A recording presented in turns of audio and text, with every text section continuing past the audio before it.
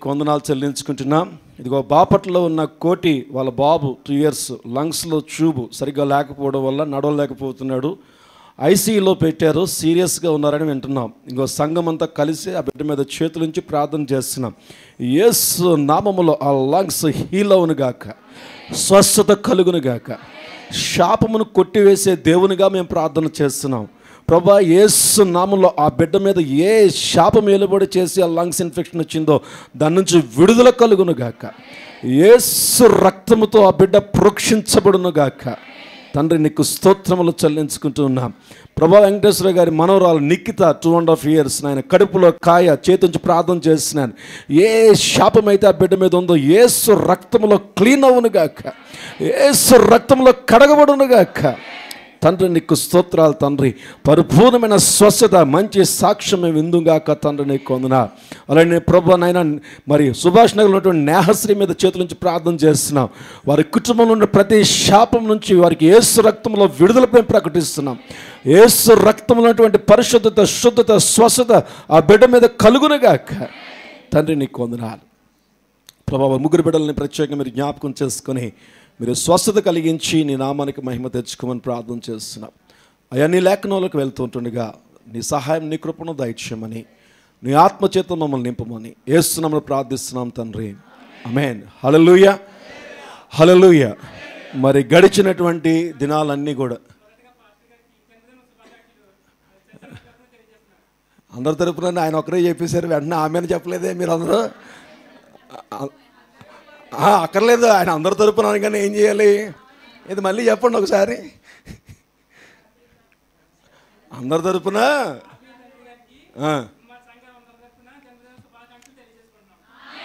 అంతే సరిపోద్ది. ఏమైనా పాట పాడేస్తారా ఏంటి?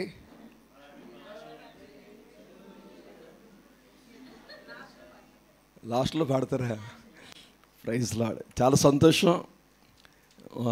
గడిచినటువంటి సంవత్సరాలన్నీ కూడా దేవుడు ఎంతగానో మరి ఎన్నో బలహీనతల్లో, ఎన్నో శ్రమల్లో, ఎన్నో కష్టాల్లో దేవుడు మరి నిలబెట్టి నడిపించి బలపరిచి స్వస్థపరిచినటువంటి దేవుని నామాన్ని బట్టి నేను ఎంతగానో సంతోషిస్తున్నాను. మరి బలహీన దినాల్లో, ఈ బలహీనమైన సమయాల్లో దేవుణ్ణి కనుగొనే ఆత్మని దేవుడు నాకు ఇచ్చినందుకు నేను ఎంతగానో ఆనందిస్తున్నాను. ఎందుకంటే బలహీనమైనటువంటి దినాల్లో ఒకవేళ దేవుడు నన్ను పట్టుకోకపోతే ఎక్కడో ఏదో సంపాదించుకుంటూ ఉండేవాడినేమో, కానీ ఈ బలముతో అయితే ఉండేవాడిని కాదేమో ఒకవేళ. కానీ దేవుణ్ణి కలిగి ఉన్నందుకు మరి 53 సంవత్సరాలు పూర్తయినాయి ఈ రోజుతో. సో 53 years దేవుడు పరిపూర్ణంగా దేవుడు నన్ను కాపాడినందుకు. ఎందుకు 53 సంవత్సరాలు చెప్పినందుకే కాపాడినందుకు. సో 53 years దేవుడు పరిపూర్ణంగా దేవుడు ఏర్పాటు చేసి 54 ప్రవేశపెట్టాడు. సో ఎన్ని సంవత్సరాలు వచ్చినప్పటికీ కూడా దేవుడు ఇదే బలంతో ఉండాలని మీరందరూ కూడా ప్రార్థన చేయండి. బలం తగ్గకూడదు, ఎముకల్లో సత్తువు తగ్గకూడదు, నోట్లో పౌరుషం తగ్గకూడదు, స్వరంలో ఆ సూర్యం తగ్గకూడదు. ఆమేన్. హల్లెలూయా. సింహం ఎప్పుడు సింహంలాగానే ఉండాలి. ఆ హెచ్చరికలతోనే, ఆ వార్నింగ్లతోనే వెళ్ళాలని మాట ప్రార్థన చేయకండి. నూతనమైనటువంటి శక్తి చేత ఇంకా దేవుడు నింపులాగా ప్రార్థన చేయండి. సో 53 long years దేవుడు అద్భుతంగా నడిపించాడు, బలపరిచాడు. మరి ఏ ఇబ్బంది లేకుండా, ఎటువంటి అనారోగ్యములు కూడా నా మీదకు చేరకుండా, ఏ బలహీనతలు కూడా, రోగములు కూడా నా మీదకు రాకుండా దేవుడు పరిపూర్ణమైన స్వస్థత హస్తముతో ఎప్పుడైతే దేవుడు నన్ను స్వస్థపరిచాడో ఆ రోజు నుంచి ఈ రోజు వరకు కూడా అదే బలంతో, అదే శక్తితో దేవుడు నడిపిస్తూ ఉన్నాడు. ఆమేన్. హల్లెలూయా. గడ్డం అయితే తెల్లబడింది కానీ మనిషి అయితే ఇంకా నల్లగానే ఉన్నాడు. అంటే స్ట్రాంగ్గానే ఉన్నామని అర్థం. Praise God. ఆమేన్. సో ఏదైనప్పటికీ కూడా దేవుడు చేసిన గొప్ప కార్యాలను బట్టి దేవుని నామానికి మహిమ కలుగునుగాక.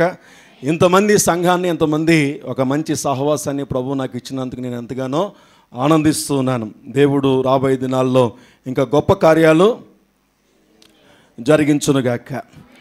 మరి రాత్రి దేవుని మందిరములో పొందుకునే ఆశీర్వాదాల గురించి మాట్లాడాలని దేవుడు ప్రేరేపించాడు. గడిచినటువంటి దినాల్లో నేను సంఘం కొరకు ప్రార్థన చేస్తున్నప్పుడు, ప్రభువా మరి శుక్రవారం వస్తుంది, ఏమి మాట్లాడాలని చాలా కాలం తర్వాత ఎక్కువ సమయము కనిపెట్టి ప్రార్థన చేస్తున్నప్పుడు దేవుని మందిరములో దేవుడు ఎందుకు ఇచ్చాడు, ఆ మందిరం యొక్క వాల్యూ ఏంటి, మందిరములో ఉన్నటువంటి విషయాలు ఏంటో తెలియచేయమని దేవుని యొక్క ఉద్దేశమై ఉండి ప్రత్యేకంగా మాట్లాడినప్పుడు దేవుని మందిరంలో పొందుకునే ఆశీర్వాదాల గురించి నేను ఈరోజు మీతో మాట్లాడదని ఆశపడుతున్నాను.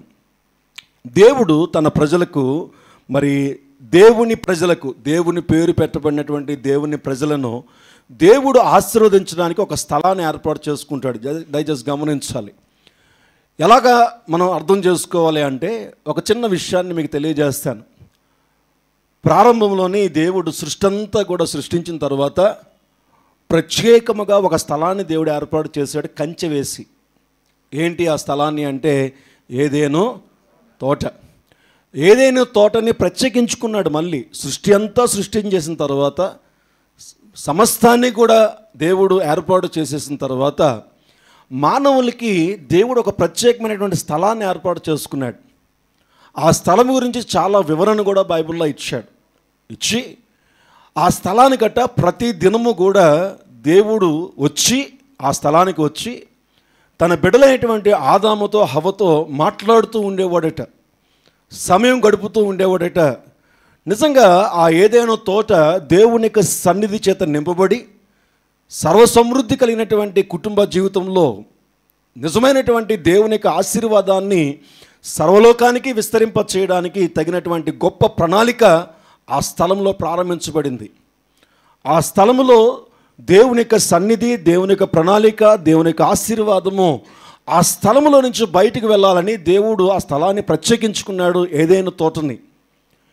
ఎప్పుడైతే దేవునికి ఇవ్వాల్సినటువంటి ఆ యొక్క ఇంపార్టెన్స్ ఆ స్థలములో, ఆ దేవుడు నివాసం చేసే స్థలములో, దేవుడు వచ్చి వారితో మాట్లాడే స్థలములో దేవునికి ఇవ్వవలసినటువంటి ఇంపార్టెన్స్ ఇవ్వకుండా వారి మనస్సులు దేవునికి దూరం అయిపోయినప్పుడు, దేవునికి వ్యతిరేకమైపోయినప్పుడు, ఉండేది ఆ స్థలమైనప్పటికీ కూడా దేవుని మాటను నిర్లక్ష్యం చేసినప్పుడు ఆ స్థలము నుంచి వారు బయటికి నెట్టివేయబడ్డారు. జాగ్రత్తగా గమనించాలి.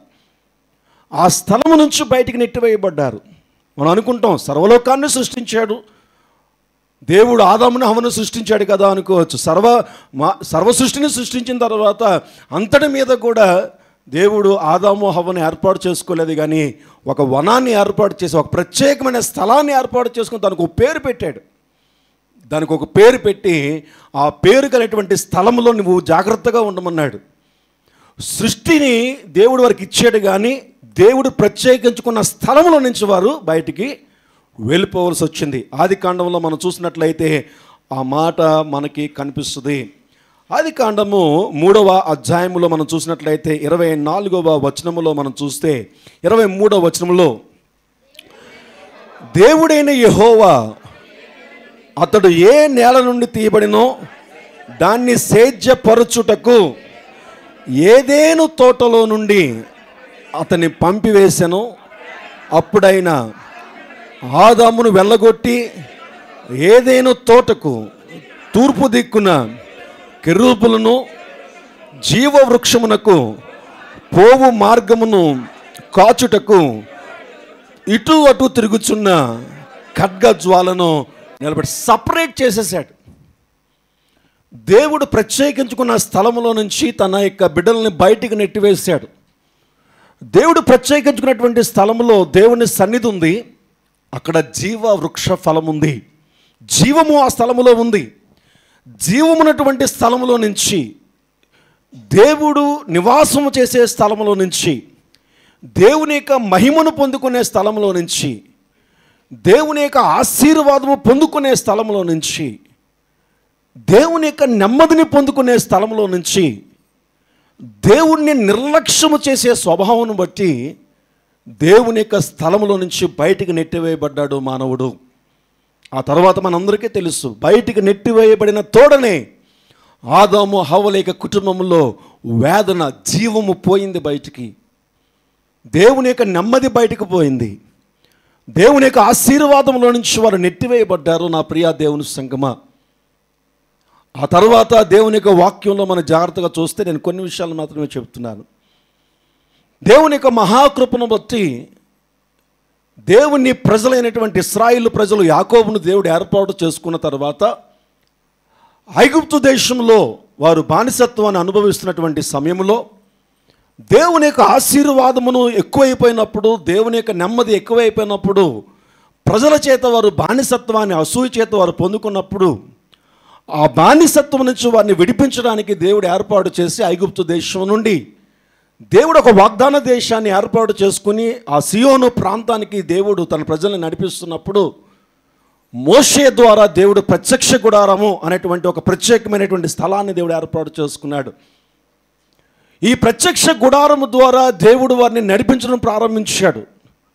ప్రత్యక్ష గుడారము ద్వారా దేవుడిని వాళ్ళతో మాట్లాడుతూ ఉండడం ప్రారంభించాడు. వారికి ఆలోచన ఇవ్వడం ప్రారంభించాడు.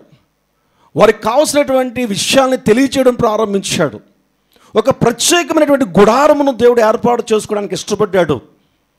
నిర్గమకాండములో ఒక చక్కటి మాట మనకి కనిపిస్తుంది. ఏమిటయ్యా ఆ మాట అంటే, మనం జాగ్రత్తగా చూసినట్లయితే చాలా చక్కటి మాట అక్కడ మనము చూసుకోవచ్చు. నిర్గమకాండములో మనం చూసినట్లయితే 24వ అధ్యాయంలో అక్కడ 8వ వచనంలో మనం చూస్తే, నిర్గమకాండం 24వ అధ్యాయము 25వ అధ్యాయము 8వ వచనం, 25:8, నేను వారిలో నివసించినట్లు వారు నాకు పరిశుద్ధ స్థలమును నిర్మించవలెను, నేను నీకు కనపరచు విధముగా మందిరము యొక్క ఆ రూపమును దాని ఉపకరణములన్నిటినీ రూపమును నిర్మించవలను అని చెప్పి 22వ వచనంలో చూస్తే, అక్కడ నేను నిన్ను కలుసుకుని కరుణాపీఠం మీద నుండి శాసనములు గల మందసము మీద నుండు 2 కరీబుల మధ్య నుండి నేను ఇశ్రాయేలు నిమిత్తము నీకు ఆజ్ఞాపించు సమస్తమును నీకు తెలియచెప్పేదను. అద్భుతమైనటువంటి సందేశము. మోషే, నా ఇశ్రాయేలు ప్రజలైనటువంటి నా ప్రజలతో తగిన ఆలోచనలు, తగిన ఆజ్ఞలు, తగినటువంటి తలంపులు నేను వారికి ఇవ్వడానికి ఇదిగో ఈ ప్రత్యక్ష గుడారములో, లేదంటే ఆ మందిరములో, ఆ గుడారములో ఏర్పరచుకున్నటువంటి మందసము కెరూబుల మధ్యలో నుంచి నేను నీతో మాట్లాడతాను. ఎవరితో మాట్లాడతాను? సేవకుడైనటువంటి మోషేతో. మోషే, నేను నీతో మాట్లాడతాను. ఎందుకు మాట్లాడతానంటే, ఎవరి నిమిత్తం మాట్లాడతానంటే, నా ప్రజలైన ఇశ్రాయేలు నిమిత్తము నేను నీతో ఆ స్థలంలో మాట్లాడతాను.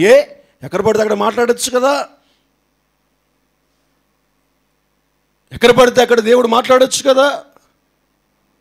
మోషేతో మొట్టమొదటిగా మాట్లాడినటువంటి ఆ స్థలము మండుచున్న పొదలో మాట్లాడాడు కదా, ఒంటరిగా. అలాగన్నా వెళుతూ ఉన్నప్పుడు మాట్లాడచ్చు కదా. అనేకమైనటువంటి సమయాల్లో ఆయన స్వరమును వినిపింపచేశాడు కదా. ఏ స్థలంలో పడితే ఆ స్థలంలో దేవుడు, చాలా స్థలాల్లో దేవుడు మాట్లాడాడు కదా. నోవాహుతో మాట్లాడిన దేవుడు. నా ప్రియ దేవుని సంగమా, జాగ్రత్తగా గమనించాలి.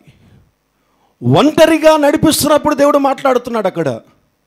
కానీ తన ప్రజలతో మాట్లాడడానికి ఇష్టపడుతున్నప్పుడు ఒక ప్రత్యేకమైనటువంటి స్థలము దేవునికి అవసరం వచ్చింది. అందరితో కలిసి ఒకే మాట, తన ప్రజలందరితో కూడా ఒకే మాట మాట్లాడడానికి దేవుడు ఒక ప్రత్యేకమైనటువంటి స్థలాన్ని దేవుడు ఏర్పాటు చేసుకున్నాడు. ప్రారంభ దినాల్లో ఒక్కొక్కలే, ఒక యాకోబు ఉండేవాడు, ఒక ఇస్సాకు ఉండేవాడు, ఒక అబ్రహాం ఉండేవాడు, లేదు అంటే ఒక నోవాహు ఉండేవాడు. అంతే దేవుడు మాట్లాడుతూ నడిపించుకునేవాడు. కానీ యాకోబు తర్వాత 12 మంది ఆ యొక్క సంతానము వచ్చిన తర్వాత ఆ 12 మంది గోత్రాల నుంచి కొన్ని లక్షల మంది అయిపోయారు. ఎప్పుడైతే కొన్ని లక్షల మంది అయిపోయారో దేవుడు ప్రత్యేకంగా మాట్లాడడానికి దేవుడు ఒక స్థలాన్ని ఏర్పాటు చేసుకున్నాడు. అదే దేవుని మందిరము, అదే పరిశుద్ధ మందిరము, అదే ప్రత్యేకించబడినటువంటి స్థలము. దేవుని ప్రజలతో దేవుడు తన మందిరములోనే మాట్లాడతాడు. ఒక ప్రత్యేకమైనటువంటి స్థలాన్ని దేవుడు ఏర్పాటు చేసుకుంటాడు.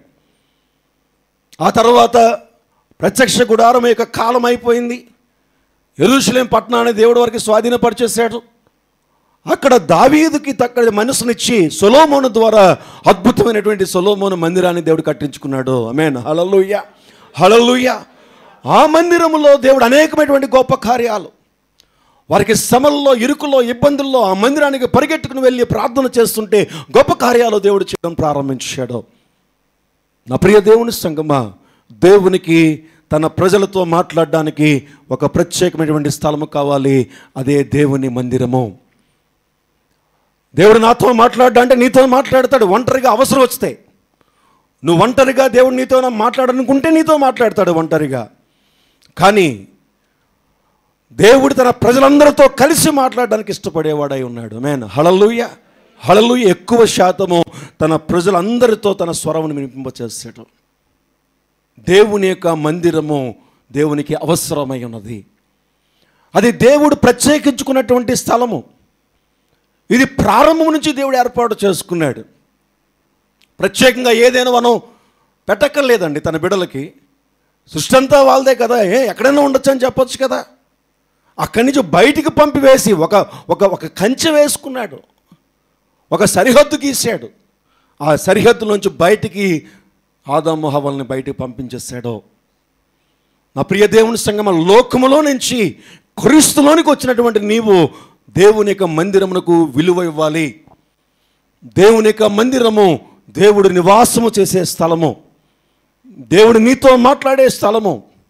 అవునని కానీ కాదని చెప్పడానికి మనకి హక్కు లేదు. నా ప్రియ దేవుని సంగమా, నీ స్వబుద్ధిని ఆధారము చేసుకొని ఇంటి దగ్గర ప్రార్థన చేస్తే దేవుడు నాకు మాట్లాడా, ఇంటి దగ్గర ఉపవాసం ఉండి చేస్తే దేవుడు ప్రార్థన చేస్తే మాట్లాడ్డా, ఒంటరిగా కూర్చొని యూట్యూబ్ లైవ్లో గొప్ప సేవకుడి దగ్గర నుంచి వాక్యం వింటే దేవుడు మాట్లాడా అని ఒక దేవునికి వ్యతిరేకమైనటువంటి ఆలోచనలు కలిగినటువంటి భయంకరమైన స్థితిలో ఈ దినాన దేవుని ప్రజలు మారిపోయారు. నా ప్రియ దేవుని సంగమా, వ్యక్తిగతంగా ఎవరితో పడితే వాడితో యూట్యూబ్ లైవ్ ద్వారా, ఫేస్బుక్ లైవ్ ద్వారా, ఇన్స్టాగ్రామ్ లైవ్ ద్వారా దేవుడు నీతో మాట్లాడేస్తే ఇంకా సంఘాలు ఎందుకు పెట్టుకున్నాడు ఆయన?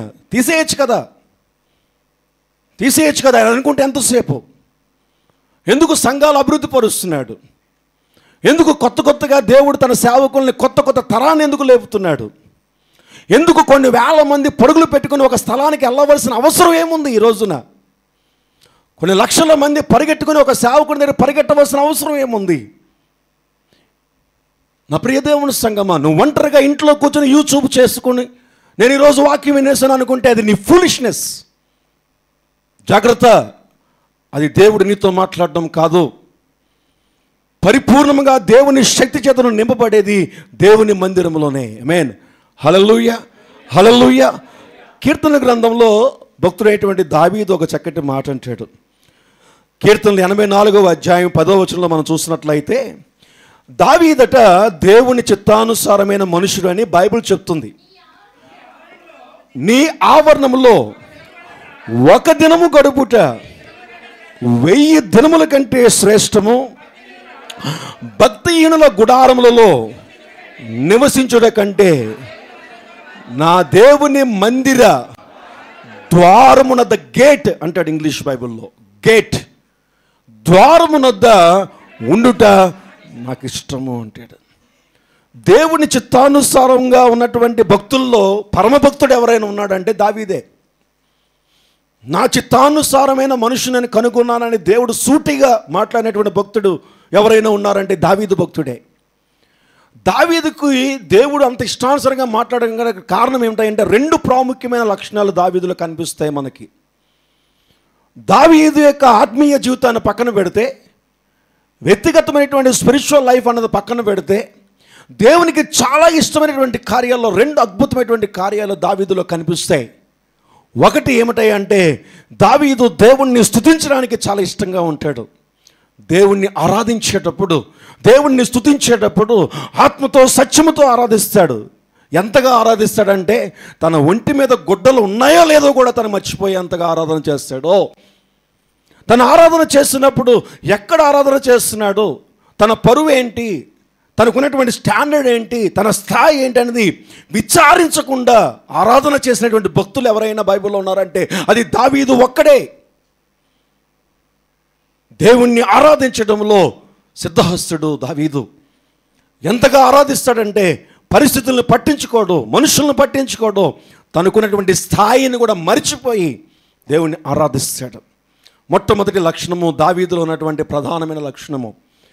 రెండవది దావీదులో ఉన్నటువంటి ప్రధానమైన లక్షణం ఏమైనా ఉన్నదంటే దేవుని మందిరాన్ని ప్రాణము కంటే ఎక్కువగా ప్రేమించేవాడు. ఆమేన్, హల్లెలూయా.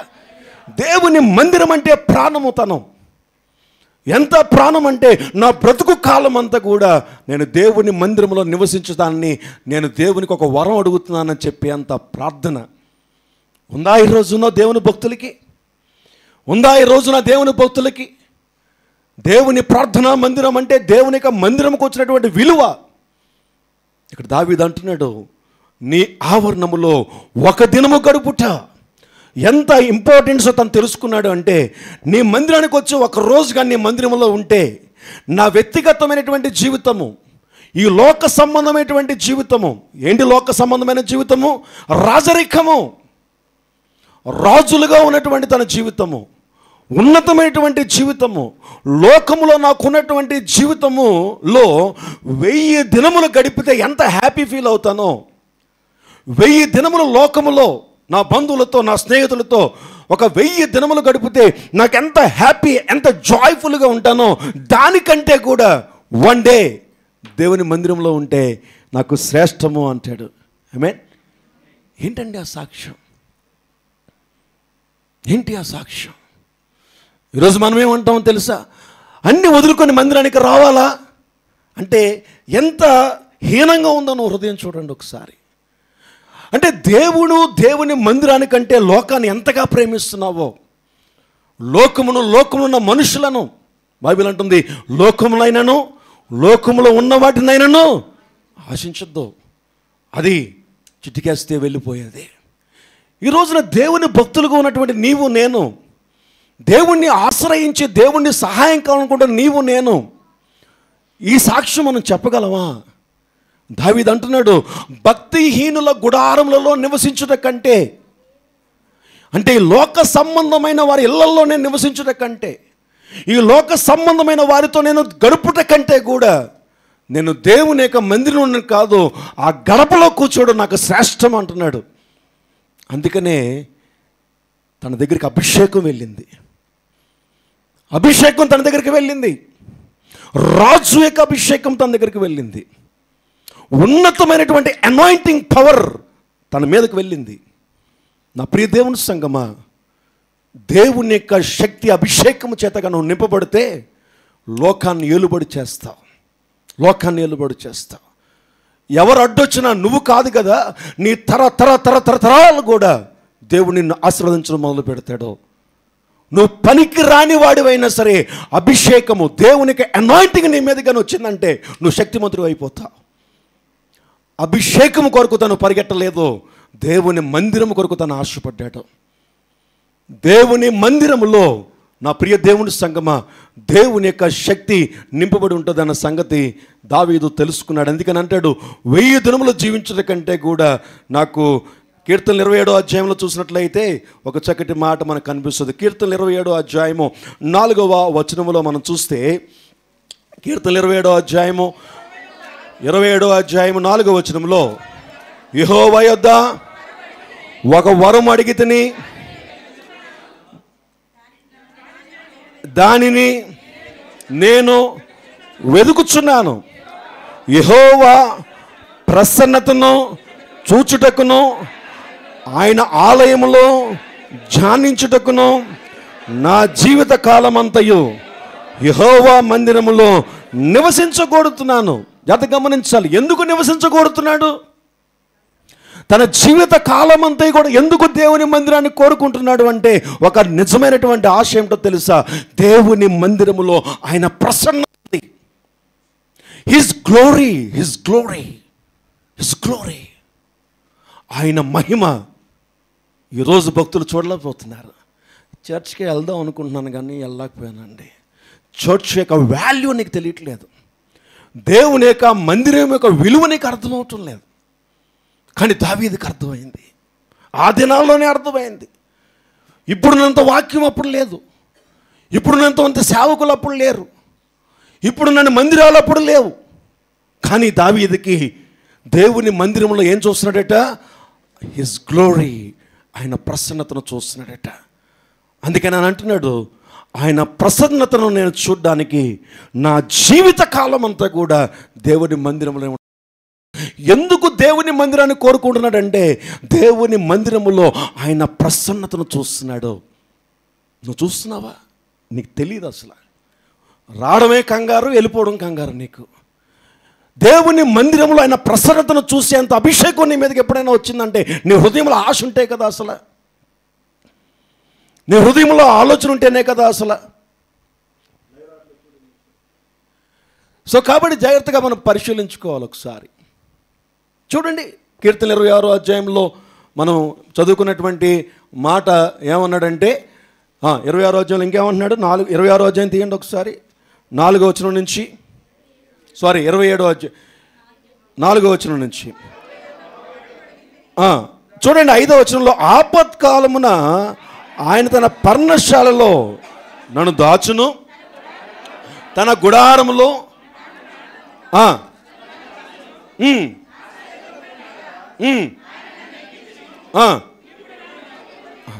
చూడండి, ఆపత్కాలం నేను తన పర్ణశాలలో నన్ను దాచును, తన గుడారము చాటు నన్ను దాచును, ఆశ్రయ దుర్గం మీద నన్ను ఎక్కించును. 26వ అధ్యాయం కూడా చూడండి. 26వ అధ్యాయం అంటే 27వ అధ్యాయం నన్ను మళ్ళీ వాదిస్తారేంటి? 26వ అధ్యాయం కూడా చూడండి. కీర్తన 26వ అధ్యాయం 4వ వచనం నుంచి.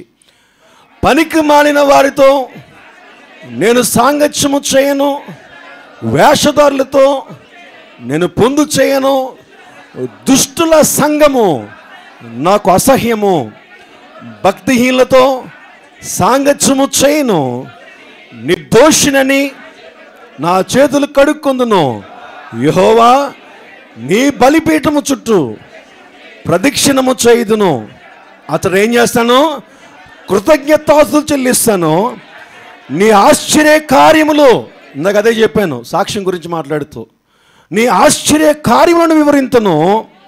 యెహోవా యెహోవా నీ నివాస మందిరమును, నీ తేజో మహిమ నిలుచు స్థలమును నేను ప్రేమించుచున్నాను అంటున్నాడు. His glory. 27వ అధ్యాయంలోనేమో నీ ప్రసన్నత అంటున్నాడు, 26వ అధ్యాయంలోనేమో నీ తేజో మహిమ అంటున్నాడు. నా ప్రియ దేవుని సంగమా, దేవుని మహిమ, దేవుని యొక్క ప్రత్యక్షత నువ్వు చూడాలి అంటే అది దేవుని మందిరంలోనే కలుగుతుంది. ఆయన మందిరములోనే ఆయన ప్రత్యక్షత, ఆయన మహిమ, ఆయన గ్లోరీ. నువ్వు కదలాలి, ఇల్లు కదలాలి, నీ బంధువులను పక్కన పెట్టాలి, నీ స్నేహితులను పక్కన పెట్టాలి, భక్తిహీనుల యొక్క గుడారములను నువ్వు విడిచిపెట్టాలి. భక్తిహీనులు నివాసము చేసే గుడారములు, నీ ఉద్యోగములు, నీ వ్యాపారములు నిండా కూడా భక్తిహీనుల యొక్క గుడారములవి. దేవుడు నీకు తగిన సంపాదించుకునే సామర్థ్యాన్ని ఇచ్చి ఆ స్థలాల్లో ఉంచాడంతే. అదే నీ జీవితం కాదు, అదే నీ బ్రతుకు కాదు. నేనంటున్న మాట కాదు, దావీదు అంటున్నాడు, భక్తిహీనుల గుడారము నాకు అసహ్యము. దానికి కొంత సమయం ఉంది. ఆ సమయంలో నువ్వు ఉద్యోగం చేసుకో. దేవునికి కొంత సమయం ఇచ్చాడు ఉద్యోగం చేసుకోవడానికి, వ్యాపారము చేసుకోవడానికి కొంత సమయం ఇచ్చాడు, నీ ఇంటి వారితో గడపడానికి కొంత సమయం ఇచ్చాడు, నీ బంధువులతో సహవాసం చేయడానికి కొంత సమయం ఇచ్చాడు. అంతేగాని నీ బ్రతుకు కాలం అంతా అదే కాదు. నా ప్రియ దేవుని సంగమా, దేవుడు తన మందిరములో నివాసము చేస్తున్నాడు.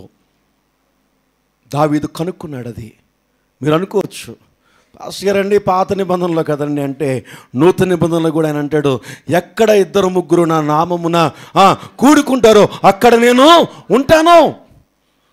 దేవుని ప్రజలు కొంతమంది కలిసి ఒక చోట నివాసము చేసి ప్రార్థన చేస్తే అదే దేవుని మందిరం. ఇప్పుడు దేవుని ప్రజలుగా మనము అందరము కూడా కలిసి ఒక స్థలాన్ని ఏర్పాటు చేసుకున్నాం, ఇది దేవుని మందిరము. కొన్ని దినాలకి ఇది కాదు అనుకుంటాం, ఇంకొక చోట ఎక్కడో తీసుకుంటాం, మనందరం కలిసి అక్కడ ప్రార్థన చేయడానికి ఏర్పాటు చేస్తే అది దేవుని మందిరము. దేవుని పేరు పెట్టబడిన దేవుని ప్రజల యొక్క సమూహము, దేవుని చేత పిలువబడినటువంటి సేవకుడు కలిసి ఎక్కడైతే దేవుని నామాన్ని బట్టి కూడుకుంటారో అదే దేవుని మందిరం అని దేవుడు ఏర్పాటు చేస్తున్నాడు. అక్కడ ఎవరుంటారట? ఆయన తేజో మహిమ, ఆయన ప్రసన్నత, హిస్ గ్లోరీ. అందుకనే దేవుణ్ణి దావీదుని అంతగా ఇష్టపడ్డాడు. ఎందుకంటే దావీదు దేవుని యొక్క ప్రసన్నతను ఆయన మందిరంలో చూస్తున్నాడు. ఆయన ప్రసన్నతను, ఆయన తేజో మహిమను ఆయన మందిరంలో కనుగొన్నాడు. నువ్వు కనుగొన్నావా? లేదు. కాబట్టే అన్నిసార్లు నీకు చెప్పాలి, చర్చ్ మానొద్దు అని చెప్పాలి. అన్నిసార్లు చెప్పాలి, నువ్వెందుకు శుక్రవారం రాలేదని చెప్పాలి. నిజముగా దేవుని మందిరములో దేవుని మహిమను కనుగొనగలిగితే నువ్వు దేవుణ్ణి ప్రేమించేవాడుగా మారుతావు. ఇంకా కనుగొనే ఆత్మే నీకు రాలేదు. ఇంకా ఎప్పుడు చూసినా లోకము, ఉద్యోగము, వ్యాపారము ఇవే నీ జీవితంలో అవసరం లేదా? కావాలి ఖచ్చితంగా. దేవుడే ఏర్పాటు చేశాడు, అధికారులను దేవుడే ఏర్పాటు చేశాడు. తగిన సామర్థ్యమును, భాగ్యమును సంపాదించుకునే సామర్థ్యాన్ని కూడా ఆయనే నీకు ఇస్తున్నాడు. ఉద్యోగం ఇచ్చింది ఆయనే, బంధువులు ఇచ్చింది ఆయనే, కుటుంబాన్ని ఇచ్చింది ఆయనే. కానీ మందిరములో ఆయన నివాసం చేస్తున్నాడు. ఆ మందిరమునకు నువ్వు విలువ ఇవ్వాల్సిన అవసరం ఉంది. దేవుని మందిరములో గొప్ప ఆశీర్వాదం ఏమైనా ఉన్నదంటే హిస్ గ్లోరీ, ఆయన ప్రత్యక్షను చూస్తావు. ఒంటరిగా ఉన్న సమయములో మోషే అంటాడు ఒక రోజున వచ్చి, యెహోవా దేవా నా తండ్రి, నీ మహిమను నాకు చూపిస్తావా అంటే దేవుడు అంటాడు, సారీ మోషే, ఒంటరిగా నా మహిమను చూపించేంత స్థాయి నువ్వు తట్టుకోలేవు. ఒక పని చేయి, కోరిక అడిగావు కాబట్టి కాదని నేను, ఇదిగో అక్కడ కనిపిస్తున్నాయి కదా బండలు, ఆ సందుల్లోకి దాగిపోయి దాన్ని చాటుగా చేసుకో. నేను బండలు దాటిపోతాను. ఈ బండలు దాటిపోతున్నప్పుడు నా వెనక భాగమును నువ్వు చూస్తావు. అటువంటి దేవుని యొక్క మహిమ ఆయన మందిరంలో నీకు ఇవ్వడానికి ఇష్టపడుతున్నాడు. మనకేమో నిర్లక్ష్యము. దేవుని మహిమ కంటే ఆ ఉద్యోగము, దేవుని మహిమ కంటే ఆ వ్యాపారము, దేవుని మహిమ కంటే ఆ చదువులు, దేవుని మహిమ కంటే కూడా ఆ బంధువులు, దేవుని మహిమ కంటే కూడా ఆ స్నేహితులు, దేవుని మహిమ కంటే కూడా ప్రయాణాలు నీకు ముఖ్యం. అందుకని నేను అంటాను, ఆదివారాలు ప్రయాణాలు పెట్టుకోవడం నీకు శాపం అంటాను చాలామందిని. శాపం అంటే దాని అర్థం అంటే ఏదో కాదండి, నువ్వు దేవునికి మహిమను పోగొట్టుకుని వెళ్తున్నావు కావాలని. అది ఎంత ప్రాముఖ్యమైన పని అయినా సరే అది నీకు శ్రమే. నువ్వు దేవుని మందిరంలో కూర్చుని ప్రార్థన చేసి ఆయన మహిమ నిన్ను ఏం చేస్తుందంటే అభిషేకం ఇంటికి తీసుకొస్తుంది. నా ప్రియ దేవుని సంగమా, దావీదుతో దేవుడు అంటున్నాడు, నా చిత్తానుసారమైన మనుషుని ఒకరిని నేను కనుగొన్నాను. దావీదుకున్న ప్రాముఖ్యమైన లక్షణాల్లో 2 లక్షణాలు ఏమిటాయా అంటే, దేవుణ్ణి స్తుతిస్తాడు. ఎంతగా స్తుతిస్తాడంటే తన ఒంటి మీద ఏమున్నాయో కూడా చూసుకోనటువంటి స్తుతి ఆరాధన చేయగలుగుతున్నావా? దేవుని మందిరంలో నీవు ఒంటి కన్ను రాక్షసులాగా ఒంటి కన్నుతో ప్రార్థన చేస్తావు. ఒక కన్నులో కన్ను చూస్తావు, ఒక కన్ను ఆరాధన చేస్తావు. సగం బుర్ర ఏమో ఇంటి దగ్గర ఉంటుంది, సగం బుర్ర ఏదో ఉంటుంది, సగం బుర్ర ఆరాధన చేస్తావు. మనస్ఫూర్తిగా ఆరాధన చేయగలుగుతున్నావా నీవు దేవుని మందిరములో? అన్నీ పక్కన పెట్టి కొంతసేపు ఆరాధన చేస్తావు, తడుముకుంటావు, కొంతసేపు ఆరాధన చేస్తావు, ఫోన్ చూస్తావు, కొంతసేపు అసలు నేను మనస్ఫూర్తిగా ఆరాధన చేసినటువంటి అనుభవాలు నీ జీవితంలో ఉంటే యువర్ రైట్, దేవుని యొక్క మహిమను కనుగొంటున్నావు. దేవుని మందిరం ఇది. దేవుని మందిరంలోకి వచ్చినప్పుడు నిన్ను మర్చిపోయి ఆరాధన చేయాలి. ఆత్మతోనూ శక్తితోనూ, దేవుని ఆత్మతో సత్యముతో నువ్వు దేవుని ఆరాధన చేయగలిగినటువంటి స్థితిలోకి నువ్వు మారినప్పుడు నీ జీవితంలో మార్పులు చూస్తావు, నీ బ్రతుకులో మార్పులు చూస్తావు. ఆయన అభిషేకం నీ మీదకి దిగి వస్తుంది, ఆయన అనాయింటింగ్ నీ మీద దిగి వస్తుంది, ఆయన శక్తి చేత నువ్వు నింపబడతావు. ఎప్పుడైతే ఆయన శక్తి చేత నింపబడ్డావో నీ శరీరంలో ఉన్నటువంటి చీకటి, నీ శరీరంలో ఉన్నటువంటి దయ్యములు, నీ శరీరంలో ఏలుబడి చేస్తున్నటువంటి రోగాలన్నీ కూడా బయటికి పారిపోయి ఆయన ఆత్మచేత నింపబడి నువ్వు ఇంటికి వెళ్తావు. అది దేవుని మందిరంలో ఉన్న ప్రత్యేకత. ఆరాధన చేస్తున్నప్పుడు ఆత్మతో సత్యంతో మమేకమైపోయి నువ్వు ఆరాధన చేస్తున్నప్పుడు ఆయన ఆత్మచేతను నింపబడతావు. నీ శరీరము శుద్ధీకరించబడుతుంది. నీ దేహంలో నీకు తెలియకుండా ఎక్కడెక్కడైతే చీకటి దయ్యాలు ఉంటాయి, కొన్నిసార్లు ఆ దయ్యాలు పారిపోతాయి, ఆయన అగ్ని చేత నింపబడతాయి. వేషధారణ ఆరాధన కాదు. రెండవదిగా నువ్వు దేవుని మందిరాన్ని ప్రేమించేవాడిగా ఉండాలి. ఎందుకో తెలుసా? ఆయన మందిరములో ఆయన తేజో మహిమ, ఆయన ప్రసన్నతను ఎవరు కనుగొన్నారంటే దావీదు కనుగొన్నాడు. అంతేకాదు ఏమన్నాడంటే, అయ్యా నీ ప్రసన్నతను చూడాలని నాకు ఆశ ఉందా? నీకు ఆశ? వచ్చే వరకు ఒక అడావుడి, వెళ్ళే వరకు ఒక అడావుడి. నువ్వు దేవుని మందిరానికి వచ్చినప్పుడు ఎలా రావాలో తెలుసా? అయ్యా, నీ ప్రసన్నతను నేను చూడాలి, నీ శక్తిని నేను అనుభవించాలయ్యా, నీ గ్లోరీ అంటే ఏంటో నాకు ఎక్స్పీరియన్స్ రావాలి, నాకు తెలుసు నువ్వు దేవుడు అని. ఏదో నమ్ముకున్నానయ్యా, చర్చ్కి వెళ్తున్నాను, ప్రార్థన చేసుకుంటున్నాను, అది కాదయ్యా, నీ మహిమ ఏంటో నేను చూడాలని ఆశపడుతున్నాను. దావీదు ఆశపడ్డాడు, నీ మందిరములో నీ ప్రసన్నతను చూడాలని నాకు కోరిక ఉంది. నీ తేజో మహిమ కొరకు నా జీవిత కాలం అంతా నీ మందిరంలో నేను ఎదురు చూస్తానంటున్నాడు. ఆమేన్. హల్లెలూయా, హల్లెలూయా. ఉందా నీకు ఆయన మహిమను చూసావా? ఇంతకాలం నుంచి నువ్వు దేవుని మందిరానికి చాలామందిని అడుగుతూ ఉంటాను నేను. నువ్వు ఎంతో కాలం నమ్ముకున్నావు కదా, దేవుని మందిరానికి వెళ్తున్నావు కదా, ఎప్పుడైనా ఆత్మ నింపుదల నీకు వచ్చిందా? దేవుని ఆత్మచేత నింపబడి ఆయన గ్లోరియస్, ఆయన మహిమను నువ్వు చూడగలిగావా? ఆయన నెమ్మది నువ్వు పొందుకుంటున్నావా? దేవుని మందిరంలో ఒక దూది పించలాగా నీ శరీరం మారిపోతుందా? దేవుని మందిరంలోకి వచ్చిన తర్వాత నీకున్న రోగాలన్నీ బయటికి పారిపోతున్నాయా? దేవుని మందిరానికి వచ్చిన తర్వాత. ఎందుకో తెలుసా? నీ హృదయం అంతా కుళ్ళి కుషిద్దాలు. మనస్ఫూర్తిగా దేవుని మందిరానికి రావడం అంటే నీకు చాలా కష్టం. మనస్ఫూర్తిగా దేవుని మందిరానికి వచ్చేవాడు సమయానికి వచ్చేస్తాడండి. సమయం కాదు, ఇంకా ముందే వస్తాడు. ఒక మాట నేను అడుగుతాను, నువ్వు ఆఫీస్కి టైంకి వెళ్ళటం లేదా? స్కూల్కి టైంకి వెళ్ళటం లేదా? పిల్లల్ని టైంకి స్కూల్కి పంపించే ఏర్పాట్లు నువ్వు చేయటం లేదా? ఎన్ని గంటలకు పంపిస్తావు స్కూల్కి నీ పిల్లల్ని? ఎన్ని గంటలకు వస్తుంది ఆటో? ఎన్ని గంటలకు వస్తుంది బస్సు? ఎన్ని గంటలకు తయారు చేస్తున్నావు నువ్వు స్కూల్కి? అదే చర్చ్ సండే స్కూల్ టైంకి నీ పిల్లల్ని పంపించడానికి ఇష్టపడుతున్నావా? ఏమిటి? ఒక సమయం పెట్టుకున్నావు నీ స్కూల్కి, ఒక సమయం పెట్టుకున్నావు వ్యాపారానికి, ఒక సమయం పెట్టుకున్నావు షాపు తీయడానికి, ఒక సమయం పెట్టుకున్నావు ఉద్యోగానికి వెళ్ళడానికి. ఇష్టమున్నా ఇష్టం లేకపోయినా ఆ సమయానికే కదా వెళుతున్నావు, కాదా? చెప్పాలి, కాదా? దేవుని మందిరానికి సమయం ఉందా లేదా? ఒక టైం అన్నది పోస్టర్లో పడుతుందా? ఒక సమయం అన్నది ఉందా? గుండెల మీద చేతులు వేసుకుని చెప్పండి, నేను ప్రతి సమయంలో కూడా దేవుని మందిరానికి సమయం కంటే 5 నిమిషాలు ముందే వస్తానని చెప్పగల ధైర్యం ఎంతమందిలో ఉందో మీలో? చెప్పగలరా ఈ రాత్రి? చెప్పండి, చేతులు ఎత్తండి, చెప్పండి ధైర్యంగా. చూడండి ఒకసారి. ఇక్కడే నీకు ఆ గట్స్ లేనప్పుడు నువ్వు ఎలాగ దేవుణ్ణి ఆస్వాదిస్తున్నావు అనుకోవాలి. నువ్వు దేవుని మందిరం యొక్క విలువ నువ్వు ఎప్పుడు తెలుసుకుంటావు? దినవృత్తాంత గ్రంథంలో చక్కటి మాటలు చెప్తాడు. చూద్దాం ఒకసారి. సొలొమోను దేవుడు తన మందిరాన్ని కట్టమన్నప్పుడు, సొలొమోను మందిరాన్ని చక్కగా కడుతున్నప్పుడు ప్రార్థన చేస్తాడు సొలొమోను. ఆ చేసిన ప్రార్థన అంతా కూడా దేవుడు అంగీకరింప చేస్తాడు. సెకండ్ క్రానికల్స్ 2వ దినవృత్తాంతముల గ్రంథము 6వ అధ్యాయము, 2వ దినవృత్తాంతముల గ్రంథము 6వ అధ్యాయము 22వ వచనము.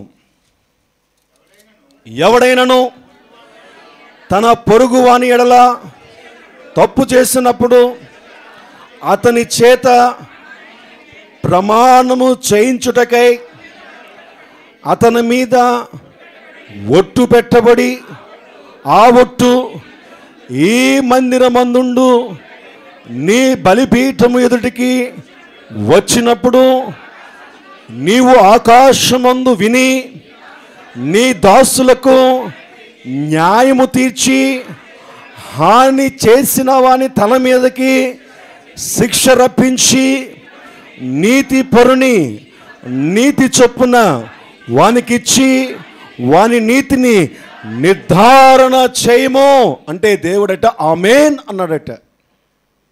చివరిలో అంటాడు దేవుడు ఇవన్నీ కూడా నెరవేర్చను అంటాడు బైబిల్లో.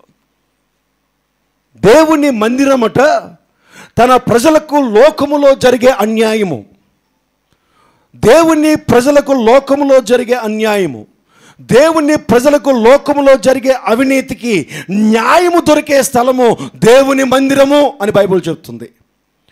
దేవుని ప్రజలకు న్యాయము తీర్చే స్థలము దేవుని మందిరమే. అది ఎంత గొప్ప దీవెనండి. దేవుని ప్రజలకు లోకములో న్యాయము దొరకదు. 100కి 101% రాసుకోండి ఇంటికి వెళ్ళి. దేవుని ప్రజలు, దేవుని పేరు పెట్టబడిన దేవుని ప్రజలకి లోకములో న్యాయము జరగనివ్వదు లోకము. ఎందుకో తెలుసా? దేవుడు అనుమతి ఇవ్వలేదు. ఎందుకు అనుమతి ఇవ్వలేదంటే, దేవుడు అనుమతి ఇచ్చిన స్థలం ఒకటి ఉంది, అది దేవుని మందిరమై ఉన్నది. నీకు అన్యాయం జరిగిందా? నీ ఉద్యోగంలో అన్యాయం జరిగిందా? నీ కుటుంబంలో అన్యాయం జరిగిందా? నీ భర్త ద్వారా నీకు అన్యాయమా? నీ భార్య ద్వారా అన్యాయమా? వేదనకరమైనటువంటి అన్యాయకరమైనటువంటి పరిస్థితులు నీకు వచ్చినాయా?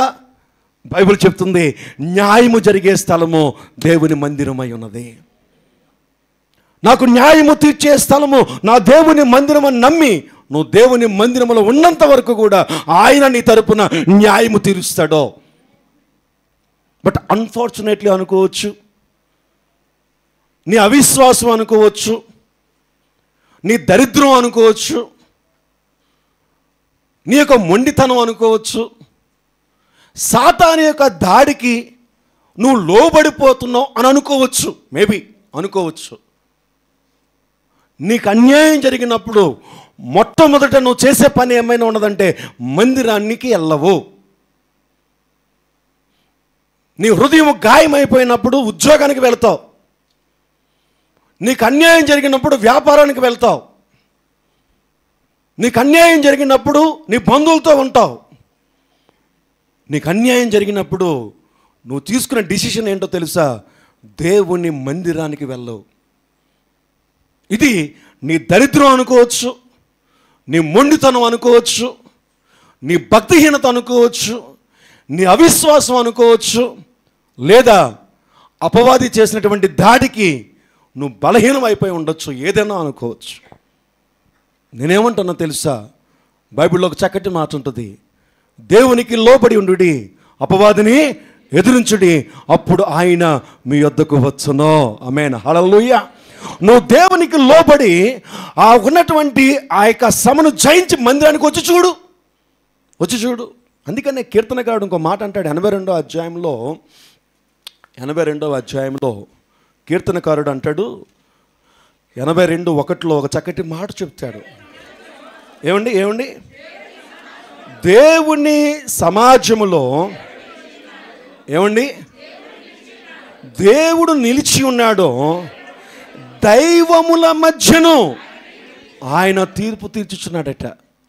దైవముల మధ్యను దైవ సంబంధమైనటువంటి వ్యతిరేకతలు కలిగిన, దైవ సంబంధమైనటువంటి పరిస్థితులు వచ్చినా న్యాయము తీర్చగలిగినటువంటి సమర్థుడు మనం నమ్ముకున్నటువంటి ప్రభు అయిన యేసు ద్వారా కలిగిన దేవుని మందిరములో తండ్రి అయినటువంటి దేవుడు నీకు సహాయం చేస్తాడు. ఇంకో విషయం చెప్పమంటారా? దావీదు డైరెక్ట్గా మాట్లాడతాడు 94వ కీర్తనలో. చూద్దాం ఒకసారి.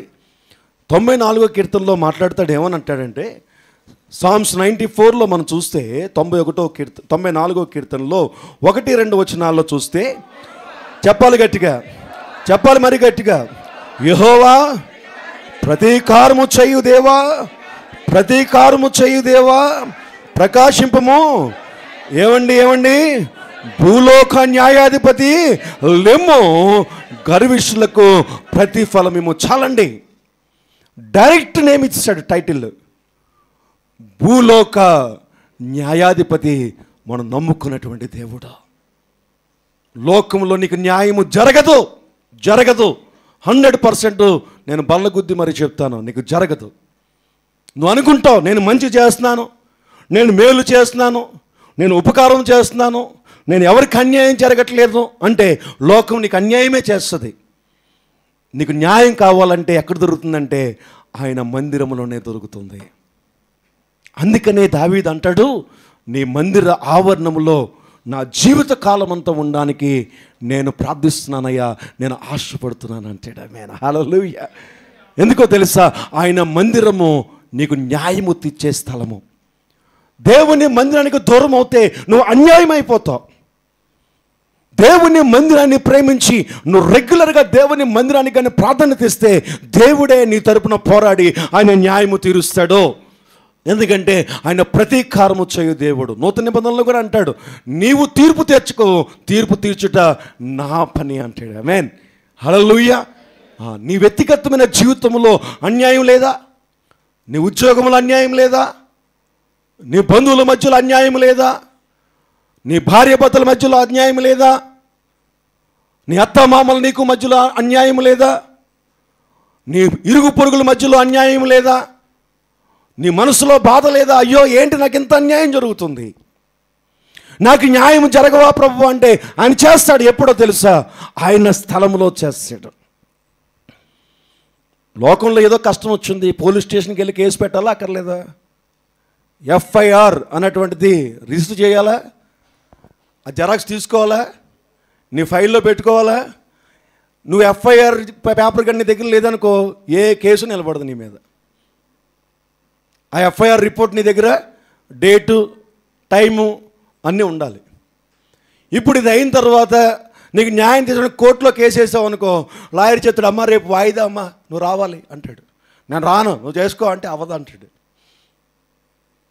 నువ్వు రావాలమ్మా అంటాడు. నాకు రావడానికి అవ్వదండి, అయితే ఓకే వాయిదా వేయించేస్తాను. 2 నెలలకు వాయిదా వేస్తారు, మన ఇష్టం, వేసేయండి లాయర్ గారు.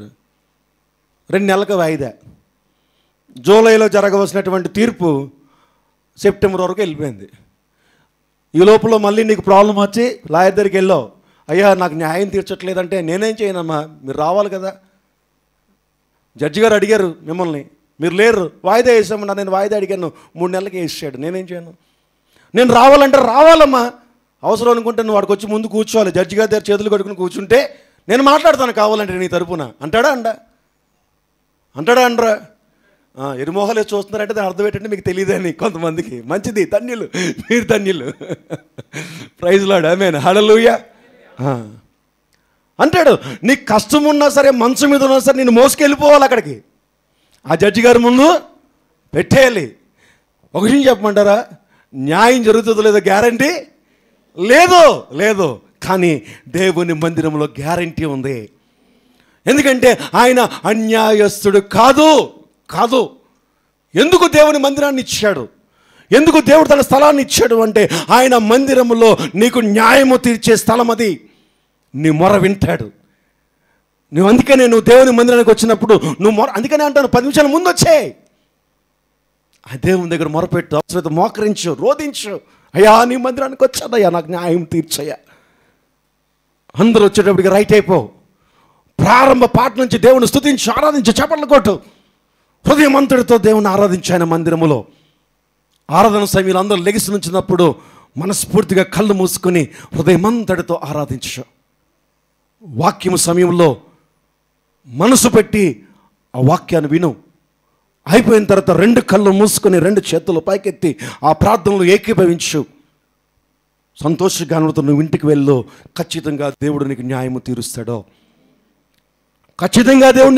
తీరుస్తాడు. ఎందుకో తెలుసా? దినవృత్తాంతంలో అంటాడు, ఇదిగో నీ యొక్క స్థలములో ఆయన నీకు న్యాయము తీర్చే దేవుడు అంటాడు. 94 కీర్తనలు అంటాడు, భూలోక న్యాయాధిపతి అంటాడు.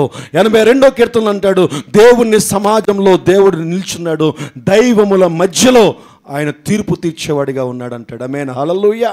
చూడండి, 2 క్రానికల్స్లో మనం చూస్తే 6వ అధ్యాయం 24-25 వచనాల్లో మనం చూసినట్లయితే, 2వ దినవృత్తాంతములు 6వ అధ్యాయము 24-25 వచనం చదవమ్మా.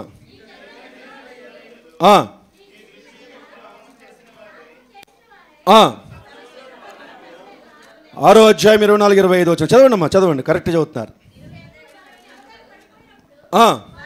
వారు నీ యొద్దకు తిరిగి వచ్చి నీ నామమును ఒప్పుకొని ఈ మందిరమునందు నీ సన్నిధిని ప్రార్థించి విన్నపములు చేసిన యెడల ఆకాశమందు నీ విని నీ జనులైన ఇశ్రాయేలు చేసిన పాపమును క్షమించి వారికిని వారి పితరులకును నీవిచ్చిన దేశమునకు వారిని మరలా రప్పించుదువు గాక అన్నాడు. జాగ్రత్తగా గమనించండి. మానవుడు చేసే తప్పిదాలను బట్టి దేవుడు నీకేమైతే ఇస్తున్నావో అది పోగొట్టుకుంటావు. దాన్ని ఏమన్నాడంటే శాపం అన్నాడు. నువ్వు చేసే తప్పిదాలను బట్టి, దేవుని వాక్యానుసారంగా నువ్వు జీవించలేని స్థితిని బట్టి, నీ ఇష్టానుసారంగా నువ్వు జీవిస్తున్న జీవితాన్ని బట్టి, నీ మనసుకు ఏది నచ్చితే అది చేస్తున్న దాన్ని బట్టి నీ మనసుకు నచ్చింది ఇస్తాడు, కానీ ఆయన మనసుకు నచ్చింది నీకు ఇవ్వడు. ఆయన మనసుకు నచ్చింది నీకు ఇచ్చినప్పుడే నీ మనసుకి సమాధానం, నీ బ్రతుక్కి నెమ్మది. జత గమనించాలి. నువ్వు అడిగిందల్లా దేవుడు ఇస్తే నీకు నెమ్మది లేదు.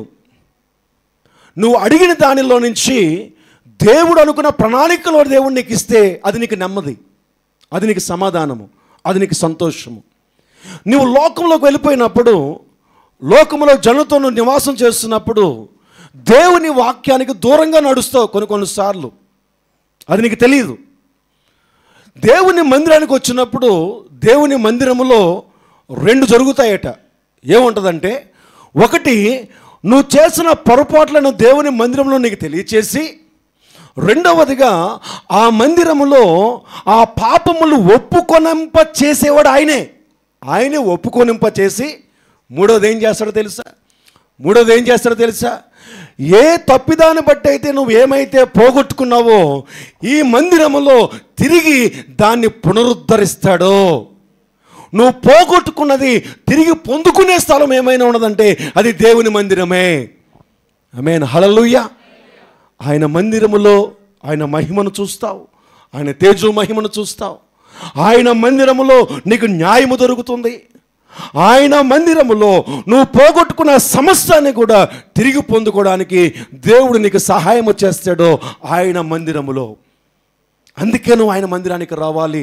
నీ ఇంటిని విడిచి, నీ బంధువులను విడిచి, నీకున్నటువంటి సమస్తాన్ని విడిచి నీవును నీ కుటుంబమును కలిసి దేవుని మందిరంలోకి వచ్చినప్పుడు, దేవుని మందిరములో నీ కుటుంబంలో నీ జీవితంలో ఏదైతే నువ్వు పోగొట్టుకున్నావో తిరిగి దాన్ని నీకు ఇస్తాడు. నా ప్రియ దేవుని సంగమా, ఇవ్వడానికి ఏదైతే ఆటంకమై ఉందో, నువ్వు దేవుని దగ్గర నుంచి పొందుకోవడానికి ఏదైతే వ్యతిరేకత ఉందో దాన్ని నీకు తెలియచేసి, ఆయనే దాన్ని ఒప్పింపచేసి, ఆయన్ని సరిచేసి, ఆయన రక్తంతో నిన్ను కడిగి, నేను శుద్ధీకరించి, నేను పవిత్రపరిచి తిరిగి పోగొట్టుకున్న సమస్తాన్ని నీకు ఇచ్చే వరకు కూడా ఆయన నిన్ను విడిచిపెట్టడు. ఇది దేవుని మందిరంలో మాత్రమే జరుగుతుంది. అందుకే నువ్వు దేవుని మందిరానికి రావాలి. దేవుని మందిరంలో గొప్ప కార్యాలు చేస్తాడు ఆయన. అందుకనే దేవుడు ఒక మందిరాన్ని ఇచ్చాడు, ఒక సంఘాన్ని నీకు ఇచ్చాడు. నువ్వు రావాల్సిందే. ఆ మందిరంలోనే ఆ ఆశీర్వాదములు దాచిపెట్టి ఉంచాడు. ఆయన ప్రెజెన్స్ అక్కడే ఉంచాడు. మోషే ఒంటరిగా ఉన్నప్పుడు అడుగుతున్నాడు, నీ మహిమను చూడాలంటే, లేదు మోషే, నా మహిమను నేను నీకు చూపించలేను, నా వెనక భాగమును చూస్తావు కావాలంటే అంటున్నాడు. కానీ అదే దేవుడు అంటున్నాడు, నా మందిరములో నా మహిమను నిలిపి ఉంచుతానంటున్నాడు. నా మందిరములో నా మహిమను నువ్వు చూస్తావు అంటున్నాడు. దావీదు అంటున్నాడు, నీ మహిమను చూడాలని నా జీవిత కాలం అంతా కూడా, నా బ్రతుకు కాలం అంతా నీ మందిరములో నేను నివాసము చేస్తాను అంటున్నాడు. ఆయన ప్రభావము, ఆయన ప్రెజెన్స్, ఆయన ప్రసన్నత నీ జీవితంలో గొప్ప కార్యాలు జరుగుతాయి. నీ ముఖంలోనికి వెలుగు తీసుకొస్తాడు. ఒక్కసారి ఆయన మహిమనుగా నువ్వు చూడగలిగితే, ఆయన మహిమను చూడగలిగే ప్రాంతము, స్థలము ఏమైనా ఉన్నదంటే ఆయన మందిరము మాత్రమే. ఎప్పుడో ఒక రోజు ఆయన మహిమను నువ్వు చూస్తావు. దొరికే వరకు నువ్వు అనుకోవాలి, నా జీవిత కాలం అంతా నా మందిరము నేను ప్రేమిస్తాను, ఆయన ప్రసన్నతను నేను చూసేంత వరకు, ఆయన మహిమను నేను చూసేంత వరకు. ఒక్కసారిగానే ఆయన మహిమనుగా నువ్వు చూసావా, ఆయన మందిరంలో నీ బ్రతుకు మారిపోతుంది. అందరూ ఆయన మహిమను చూడలేరండి. చూడాలనే ఆశతోనూ రా దేవుని మందిరానికి. ఒకవేళ ఒకరోజు ఎప్పుడైతే దేవుడు తన మహిమను నీకు చూపించాలనుకుంటున్నాడో, అపవాదికి తెలిసి ఏం చేస్తాడంటే, ఆగిపో, నీకు తలనొప్పి కదా అంటాడు. ఆగిపో, నీ బంధువులు ఉన్నారు కదా, రెగ్యులర్గా వెళ్తావు కదా, ఈ ఒక్కసారికి ఏమైంది? ఆయన అలాగే పెడతాడు వాట్సాప్లో ఆయన మొహం. ఆయన ఏం చేస్తాడు? ఆయన ఏమీ చేయడు. పోగొట్టుకునేది నువ్వే.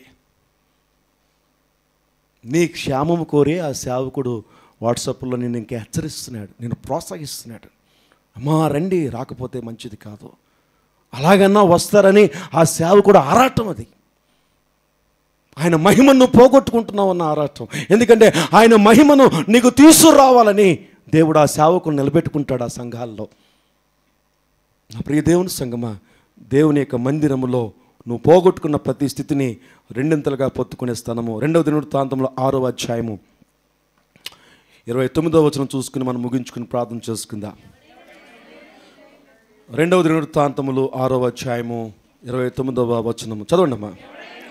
ఎవరైనాను ఇశ్రాయేలులకు నీ జనులందరూ చదవక్కర్లేదు కానీ 29 నుంచి 33 వరకు రాసేసుకోండి. అక్కడ ఉన్నటువంటి విషయాన్ని మాత్రం నేను ఎక్స్ప్లెయిన్ చేసేస్తాను. మీరు ఇంటికి వెళ్ళిన తర్వాత చదువుకోండి, సమయం తక్కువ ఉంది కాబట్టి. ఈ రెండవ దినవృత్తాంతములు 6వ అధ్యాయం 29 నుంచి 33 వరకు చూసినట్లయితే చాలా ప్రాముఖ్యమైన అంశం ఏంటో తెలుసా? బైబిల్ గ్రంథంలో దేవుని యందు భయభక్తులు కలిగినటువంటి జీవితం అంటే దేవునికి చాలా ఇష్టం. ఒక విషయం చెప్తాను, జాగ్రత్తగా వినండి. నీకు దేవుని యందు భయభక్తులు కలిగే జీవితంలోనికి నిన్ను నడిపించేది దేవుని మందిరమే. నువ్వు దేవుని మందిరాన్ని ఎంతగా ప్రేమిస్తే అంతగా నువ్వు భయభక్తుల జీవితంలో దేవుడిని వర్ధిల్ల చేస్తాడు. నీకు భయభక్తుల జీవితం బయట నుంచి నీకు రాదు, యూట్యూబ్ నుంచి నీకు రాదు, ఫేస్బుక్ నుంచి నీకు రాదు. వాళ్ళు గొప్ప దైవజనులే. ఆ యూట్యూబ్ మానేసి ఆ దైవజనులను నివాసం చేస్తున్నటువంటి నడిపిస్తున్నటువంటి ఆ మందిరంలోకి వెళ్ళి కూర్చో, అప్పుడు జరుగుతాయి మళ్ళీ కార్యాలు. ఇక్కడి నుంచి చూసి ఆ సేవకుడు ఈ సేవకుడు కాదు, వెళ్ళిపో, ఆ స్థలానికి వెళ్ళిపో, అడు కూర్చో, వాళ్ళతో పాటు ఆరాధన చేయి. ఆ సంఘంతో సహవాసంతో ఆ సేవకుడితో కలిసి ఫిజికల్గా నువ్వు ప్లాన్ చేసుకుని ఆరాధన చేసుకో, స్తుతించు, అందరితో కలిసి వాక్యం విను. అక్కడ నీకు భయభక్తుల జీవితాన్ని దేవుడు నీకు నేర్పిస్తాడు. ఇంటి దగ్గర కూర్చొని యూట్యూబ్లోనే ఫేస్బుక్లోనే లైవ్లోనే చూసినంత మాత్రాన భయభక్తుల జీవితం నీకు రాదు. వాక్యము నీకు తెలుస్తుంది. వాక్యం ఇదన్నమాట. నువ్వు అనుకుంటావు దేవుడు నాతో మాట్లాడాడని, ఏది ఫలించదు. మీరు కావాలంటే చూసుకోండి, చాలా తక్కువ. దేవుని మందిరంలోనే నీ భయభక్తుల జీవితానికి పునాది వేస్తాడు, నీ భయభక్తుల జీవితాన్ని అభివృద్ధి పరుస్తాడు. దేవుని యందు భయభక్తుల జీవితం అంటే ఏంటో నువ్వు నేర్చుకొని ఆ భయభక్తుల జీవితంలో నువ్వు బలపరచబడి ఆ భయభక్తుల జీవితం ద్వారా పొందుకునే ప్రతి ఆశీర్వాదము కూడా ఎక్కడ దొరుకుతుంది? చెప్పాలి గట్టిగా ఒకసారి. దేవుని మందిరంలోనే దొరుకుతుంది. అందుకని అపవాది ఎక్కడో ఒక చోట, అందుకే చాలామందికి అంటాను, ఎంత శ్రమ అయినా సరే మందిరం సమయానికి వచ్చేయండి అంటాను. వచ్చి చూడండి, కావాలంటే కొద్ది కాలము దేవుని కార్యాలు మీరు గొప్పగా చూస్తారు. ఆమేన్, హల్లెలూయా. మనం బలహీనులమండి, దేవునికి తెలుసు. మనం బలహీనులమని దేవునికి తెలుసు. మనంతటి మనం దేవుని వెతకలేమని దేవునికి తెలుసు. అందుకని ఆయనే ఒక స్థలాన్ని నీకు ఏర్పాటు చేస్తున్నాడు, ఒక సంఘాన్ని పెట్టాడు, ఒక సేవకుని పెట్టాడు, ఒక మందిరాన్ని దేవునికి ఇచ్చాడు. నువ్వు చేయవలసింది ఏమీ లేదు. ఆ సమయానికి టైం పెట్టుకొని అన్నిటినీ పక్కన పెట్టి ఆ సమయానికి మందిరంలోకి వచ్చే చాలు, సరిపోతుంది. సంతోషంతో రా, ఆనందంతో రా, ఎగిరి గంతులు వేసుకుంటూ రా. ఆయన సన్నిధిని అనుభవించడానికి రా, ఆయన ప్రసన్నతను చూడడానికి రా, ఆయన మహిమను చూడడానికి రా. దేవుడు అనేవాడు ఒకడు ఉన్నాడు ఈ లోకంలో. ఆయన శక్తిమంతుడు, ఆయన బలవంతుడు. ఆయన మహిమను నువ్వు చూస్తే చాలు, లోకాన్ని నువ్వు జయిస్తావు. నీ ముఖంలో తేజస్సు మారిపోతుంది, నీ శరీరంలో రోగాలు బయటికి పారిపోతాయి, నీ కుటుంబంలో ఉన్న చీకటి బయటికి పారిపోతుంది. నువ్వు అడుగు ఎక్కడ పెడితే అక్కడ గొప్ప కార్యాలు దేవుడు చేస్తాడు. ఒక ఆశ కలిగి దేవుని మందిరానికి రా. ఆయన చెప్పాడు, ఈయన చెప్పాడు, వాళ్ళు పిలుస్తారు వీళ్ళు పిలిచారే కాదు. దేవుని మందిరములో దేవుని మహిమ, దేవుని మందిరములో దేవుడు న్యాయము తీర్చే గొప్ప అభిషేకము. అందుకనే నూతన నిబంధనలో అంటాడు, కొరింథీ రాసిన పత్రికలో చూడక్కర్లేదు కానీ తర్వాత చూసుకోండి, ఎవరికైనా సరే గొడవలు జరిగితే, ఇహలోక సంబంధమైన ఇబ్బందులు కలిగితే క్రైస్తవ జీవితాల్లో వారు బయట తీర్పులకు వెళ్ళకూడదట. ఎక్కడ రావాలట? సంఘములోనే న్యాయం తీర్చుకోవాలట. దేవుణ్ణి నమ్ముకున్నావు కదా, నీకు ఏదైనా గొడవలు జరిగినాయి అనుకోండి, నీకైనా ఇబ్బందులు కలిగినాయి అనుకోండి, ఎక్కడ తీర్చుకోవాలట? దేవుని సన్నిధిలోనే తీర్చుకోవాలట. దేవుని భక్తుల మధ్యలోనే నువ్వు తీర్చుకోవాలట. బయటికి వెళ్ళడానికి దేవుడు అంగీకరించినట్టు నా ప్రియ దేవుని సంఘం. ఎందుకో తెలుసా? నీకు న్యాయం అక్కడే దొరుకుతుంది. అదొకటే చెయ్యవు నువ్వు. నా గొడవ నాది, నా ప్రాబ్లం నాది. ఒక నాలో ఉంటుంది చూడండి. 1 కొరింథీ 6వ అధ్యాయంలో చూద్దాం ఒకసారి, చూసి ముగించేసుకుందాం, ప్రార్థన చేసుకుందాం. ఏమన్నా ఉంటే వచ్చేవారం చూసుకుందాం. 1 కొరింథీ 6వ అధ్యాయం చూడండి ఒకసారి, 1వ వచనం నుంచి. మీలో ఒకనికి, మీలో అంటే సంఘములో అంటే ఎవరు? మనమేనా? చెప్పండి ఒకసారి. మనము చెప్పండి. మన మీద ఒకరికి ఏం చెప్పండి, ఏంటండి అది చెప్పడం? మనలో ఒకరి మీద ఒకరికి ఏం చెప్పండి, సంఘంలో ఒకరి మీద ఒకరికి వ్యాజ్యం వస్తుందా?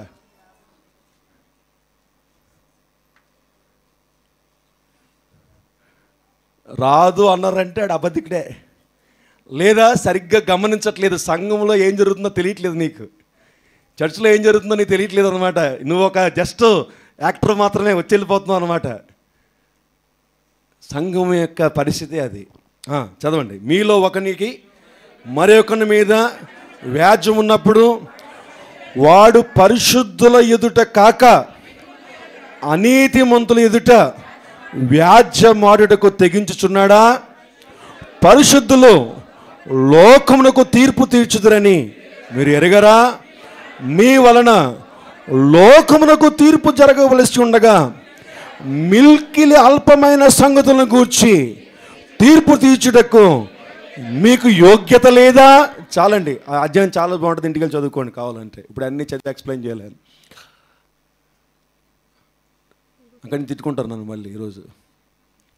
ప్రైజ్ లార్డ్, ఆమేన్, హల్లెలూయా. సంఘములో ఒకరి ఎడల ఒకరు వ్యాజ్యం వచ్చిందనుకోండి, మీరు క్లియర్ చేసుకోకూడదట. ఎక్కడ క్లియర్ చేయాలట? ఆయన మందిరములో పరిశుద్ధుల ఎదుటే నువ్వు క్లియర్ చేసుకోవాలి. బయట ఎవరికి చెప్పకూడదు, బయట ఎవరికి తెలియకూడదు. ఒక రోజున ఈ సంఘం బయట సాగన్నారులో ఒక పెద్ద ఆయన నన్ను పిలిచారు. పేరు అడగండి, మళ్ళీ అయిపోయిన తర్వాత పాస్ గారు ఎవరని నన్ను అడగండి. ఇలాంటివన్నీ అడిగితే నాకు మళ్ళీ అసలుకే నాకు లోపల ఉండవు, కక్కేస్తాను, చెప్పేస్తాను లేనిపోని బాధలు. కొన్ని అడగండి, నన్ను ముందే చెప్పేస్తున్నాను. ఒక ఆయన పెద్ద ఆయన నన్ను పిలిచి అడిగారు, పాస్టర్ గారు అండి పలానా సంఘంలో, ఆ సంఘం పేరు అడగండి మళ్ళీ, పలానా సంఘంలో వాళ్ళకి ఏదో గొడవట్టు కదండి అన్నాడు. నేనన్నాను, ఏమోనండి బ్రదర్ నాకు తెలియదు అన్నాను. అని తిన్నగా ఉన్నాం కదా మనం, మీకు ఎలా తెలుసండి అన్నాను. అంటే రాత్రి నా దగ్గరికి వచ్చారండి అన్నాడు. మీ దగ్గరికి ఎందుకు వచ్చారండి అన్నాను. ఆయన అన్నట్టు నా దగ్గర రాకపోవడం ఏంటండి, వీళ్ళు ఇప్పుడు నా దగ్గరికే వస్తారండి అన్నాడు. ఎప్పుడు వస్తారా అన్నాను. ఎప్పుడు వస్తారండి అన్నాడు. ఎవరు వస్తారండి అన్నారు. ఎవరో ఫ్యామిలీ పేరు చెప్పారు, అడగని తర్వాత ఆ కుటుంబం పేరు చెప్పారు. మీ అందరికీ తెలుసు ఆ కుటుంబం, అందుకని అడగద్దు అంటున్నాను. వాళ్ళు ఎప్పుడు నా దగ్గరికే వస్తారండి న్యాయం కొరకు. మీరు మరి న్యాయం తీరుస్తున్నారా? ఎప్పటి నుంచో తీరుస్తున్నానండి. అయితే ఒక మాట అండి, తీరిపోయిందండి. ఎక్కడ తీరిందండి? ఎక్కువైపోయిందండి అంటున్నాడు. ఇంకో మాట అన్నాడు, నా తలకు చుట్టుకుంటుందండి అన్నాడు. తల కొట్టుకొని, ఆయన కొంచెం జుత్తులు ఎంటుకలు ఉండవు, తల కొట్టుకుంటున్నాడు ఇలాగ. నా తలకు చుట్టుకుంటుందని నేను ఉన్న 4 గంటలు పీకేస్తుందట ఆవిడ. ప్రైజ్ లార్డ్, ఆమేన్. ఎంతమందికి అర్థమైంది? గొడవ ఎక్కడ? దేవుని సంఘములో యేసు రక్తంతో కడగబడినటువంటి పరిశుద్ధులైనటువంటి దేవుని బిడ్డలు అనుకున్నటువంటి వారి యొక్క సంఘములో దేవుని యొక్క మహిమను చూపించగలిగే ప్రార్థనా మందిరములో ఒకరికొకరి వ్యాజ్యములు. ఈ వ్యాజ్యముల దగ్గరికి వెళ్ళారట. ఇక్కడ అంటున్నాడు, ఏమన్నాడట? అనీతిమంతుల దగ్గరికి వెళ్ళారట. గ్రామాల్లో ఏదో గొడవలు ఇచ్చినాయి. సంఘం అంటే ఈ సంఘం, ఓకే, ఈ సంఘంలో నువ్వు ఉన్నావు, ఆ సంఘంలో ఉన్న వాళ్ళకు ఆ సంఘంలో ఉన్నవాడితో కొట్టేసుకున్నావు. ఇద్దరు కలిపి ఒకే గ్రామం, ఇద్దరు కలిపి ఒకే గ్రామం. నీ వంతు తేల్చేస్తానని చెప్పి గ్రామ పెద్ద దగ్గరికి వెళ్ళి మీరు ఏదో తేల్చేయండి అని చెప్పి వాళ్ళని తీసుకొచ్చి కూర్చోబెట్టావు. దేవుడు అంగీకరించాడు. నీకు న్యాయం జరగదు కదా, అన్యాయం అయిపోతావు, జాగ్రత్త. దేవుడు అనుమతి ఇవ్వలేదు నీకు అక్కడ. అది నీకు న్యాయం జరిగే స్థలము కాదు, కాదు.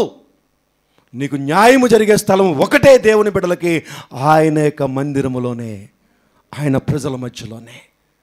కొంచెం అటు ఇటు అయినా నీకు కష్టమైన కఠినమైన దేవుడు న్యాయం తీర్చేస్తాడు, న్యాయం తీర్చేస్తాడు ఖచ్చితంగా. మరి కోర్టుల సంగతి ఏంటండి? పోలీస్ స్టేషన్ సంగతి ఏంటండి? అది అనీతిమంతులకు ఏర్పాటు చేసిన న్యాయపీఠములవి. నీ కొరకు నా కొరకు కాదు, నీ కొరకు నా కొరకు న్యాయము తీర్చడానికి భూలోక న్యాయాధిపతి అయినటువంటి పరమదేవుడు మనతో ఉన్నాడు. ఆయన దిగి వస్తానంటున్నాడు. నీ తరపున నేను యుద్ధం చేస్తానంటున్నాడు. అధికారులను ఏర్పాటు చేసింది నేనే, నేను వారితో మాట్లాడతాను, నువ్వు రా నా దగ్గరికి, నేను నీకు వ్యాజ్యమును క్లియర్ చేస్తానంటున్నాడు. ఆమేన్, హల్లెలూయా. దేవుని ప్రజలకు న్యాయము తీర్చే స్థలము గ్రామ పెద్దలు కాదు, దేవుని ప్రజలకు న్యాయము తీర్చే స్థలము కుటుంబ పెద్దలు కాదు. దేవుని ప్రజలకు న్యాయము తీర్చే స్థలము కోర్టులు, పోలీస్ స్టేషన్లు కాదు. దేవుని ప్రజలకు న్యాయము తీర్చే స్థలము దేవుని మందిరమే. నువ్వు మనసు పెట్టి ప్రార్థన చేసుకొని దేవుని మందిరానికి వచ్చి కూర్చుంటే దేవుడే నీకు సహాయం చేస్తాడు. నువ్వు న్యాయవంతుడు అయితే, నీ ప్రవర్తన సరిగ్గా ఉంటే, నిజంగానే నువ్వు అన్యాయం అయిపోతే దేవుడు ఊరుకోడు. ఆయన కునుకడు, నిద్రపోడు. నువ్వన్నా రాత్రి వెళ్ళి కొంచెంసేపు పడుకుని పోతావు స్లీపింగ్ ట్యాబ్లెట్లు వేసుకొని. అవసరం అనుకోండి. ఈరోజు నిద్ర పట్టకపోతే అదే కదా పని చేస్తున్నారు అందరూ. నిద్ర పట్టకపోయిన వాళ్ళు ఏం చేస్తున్నారండి? చెప్పరేమి. నిద్ర పట్టిన వాళ్ళు ఏం చేస్తున్నారు చాలామంది? అమ్మయ్య పోలేండి, మీరైనా నాకు అప్పుడప్పుడు సపోర్ట్ చేస్తూ ఉంటారు. స్లీపింగ్ ట్యాబ్లెట్ 2, 3 మింగేసి పడుకుని పోతారు. పొద్దున్న 10 గంటలు లీగుతారు. అమ్మాయి నిద్ర పట్టింది అనుకుంటారు. నువ్వన్నా పడుకుంటావు కానీ కొంతమందికి అది పని చేయట్లేదట, యాక్షన్ చేస్తున్నారు అక్కడ. ప్రైజ్ లార్డ్, ఆమేన్, హల్లెలూయా. కొంతమందికి ఆ నిద్ర ట్యాబ్లెట్లు కూడా పని చేయట్లేదట. కానీ ఆయన కునుకడు, నిద్రపోయాడు. నిన్ను కాపాడువాడు కునుకడు, నిద్రపోడు. ఆ అన్యాయపు స్థితిలో కూడా నీకు సమాధానం ఇస్తాడు. సమాధానం ఇచ్చి ఊరుకోడు, నీ తరపున యుద్ధాన్ని చేస్తాడు. సైన్యములకు అధిపతి అయ్యే దేవుడు సైన్యాన్ని తీసుకుని యుద్ధం చేస్తాడు. నువ్వు ఒంటరివాడు కాదు, సైన్యములకు అధిపతి అయిన దేవుడు నీకు తోడుగా ఉన్నాడు. లేచి నుంచి ఉందాం, ప్రార్థన చేసుకుందాం. ఈ రాత్రికాల సమయంలో దేవుని మందిరాన్ని ప్రేమించమని దేవుడు మాట్లాడుతున్నాడు. దేవుడు నివాసం చేసే స్థలము, దేవుని ప్రజలు ఒక చోట కూడుకునే మందిరము. నువ్వు ఇంటి దగ్గర ఉండి యూట్యూబ్లకు అలవాటు అయిపోతే, ఇంటి దగ్గర ఉండి ఫేస్బుక్లకు అలవాటు అయిపోతే, ఇంటి దగ్గర ఉండి ఆన్లైన్ కార్యక్రమాలకు అలవాటు అయిపోతే, నిన్ను విడిపించడానికి ఆ యూట్యూబ్ డైరెక్టర్ రాడు. దేవుడు కూడా అందులో నుంచి నీ దగ్గరికి రావడానికి ఇష్టపడాడు. అవసరాన్ని బట్టి తప్పని పరిస్థితుల్లో నువ్వు దాని మీద ఆధారపడాలి. కానీ నువ్వు ఆధారపడవలసింది దేవునికి ఇచ్చిన మందిరం మీద, దేవునికి ఇచ్చిన సంఘం మీద. అప్పుడే నీ జీవితంలో భయభక్తులు, నీ జీవితంలో దేవుని మహిమ, నీ జీవితంలో దేవుడు నీకు న్యాయము తీర్చే గొప్ప శక్తి, దేవుడు నీ జీవితంలో పోగొట్టుకున్న ప్రతిదీ రెండింతలు పొందుకునే స్థలము దేవుని మందిరమై ఉంది. నీ బ్రతుకు కాలం అంతా కూడా ఆయన మందిరంలో నివాసం చేయడానికి నువ్వు ఇష్టపడితే నీ బ్రతుకులో దేవుడు గొప్ప కార్యాలు చేస్తాడు. ఒక్క దినము దేవుని మందిరంలో ఉంటే చాలు, 1000 దినముల కంటే కూడా శ్రేష్టమైన జీవితాన్ని దేవునికి ఒక్క రోజులో ఇచ్చేస్తాడు. ఒక్క రోజులో నీకు ఇచ్చేగల సమర్థుడు, సామర్థ్యం కలిగిన దేవుడు. లోకంలో ఉన్న వాటిని ఆశించక దేవుని మందిరాన్ని ఇష్టపడు, దేవుని మందిరాన్ని ప్రేమించు, దేవుని స్థలాన్ని ప్రేమించు. ఆయనకి ఇవ్వాల్సినటువంటి సమయం ఆయనకి ఇవ్వడం ప్రేమించు. ఎవరు నేను ప్రోత్సహించక్కర్లేదు, నీ అంతా నువ్వే ప్రోత్సాహపడి నువ్వు దేవుని మందిరానికి విలువిస్తే చాలు, దేవుడు నీ జీవితంలో గొప్ప కార్యాలు చేస్తాడు. ఆయన మహిమ కొరకు పరిగెట్టు దేవుని మందిరానికి వచ్చినప్పుడు ప్రార్థన సమయంలో ప్రార్థన చేయి, ఆరాధన సమయంలో ఆరాధన చేయి. ఉండేది 2 గంటలు, ఆ 2 గంటల్లో కూడా కళ్ళు తెరిచి బోధురు కప్పలాగా అటు ఇటు చూడొద్దు. దేవుని ప్రార్థన చేయి, ఏక మనసుతో ప్రార్థన చేయి. ముగింపు ప్రార్థనలు వైపు నీ చేతులు ఎత్తి ప్రార్థన చేయి, ఏక మనసుతో ప్రార్థన చేయి. దేవుని మొరను ఆలకిస్తాడు. దేవుని మందిరంలో నిర్లక్ష్యము చేయకు. దేవుని మందిరంలో ఆయన నివాసం చేస్తున్నాడు. ఆయన అల్లాడుతూ ఉంది. ఆయన మహిమ నీ దగ్గర రావడానికి ఇష్టపడుతూ ఉంది. ఆయన తేజో మహిమను నీకు చూపించాలని ఆశపడుతున్నాడు. నువ్వు మనస్సు పెట్టి ప్రార్థన చేస్తే ఆయన ఆత్మచేత నిన్ను నింపుతాడు. ప్రార్థన సమయంలో ఏక మనసుతో ప్రార్థన చేయి. ఇంతవరకు ఏదైతే వాక్యం విన్నావో దాని కొరకు దేవుని దగ్గర ప్రార్థన చేయి. ఇదిగో ప్రభువా, నీ మందిరాన్ని ప్రేమించే మనసు నాకు దయచేయమని ప్రార్థన చేయి. ఇదిగో ప్రభువా, నీ మందిర ఆవరణమును ప్రభువా మేము నిర్లక్ష్యము చేసే మనసులోంచి నన్ను విడిపించినాయని ప్రార్థన చేయి. ఏక మనసుతో ప్రార్థన చేయి, తృష్ణతో ప్రార్థన చేయి. అయ్యా, నీ మహిమను మేము చూడాలని ఆశపడుతున్నాం. దేవుని మహిమను చూడాలని ఆశపెడితే ఆయన మహిమను నీకు చూపిస్తాడు.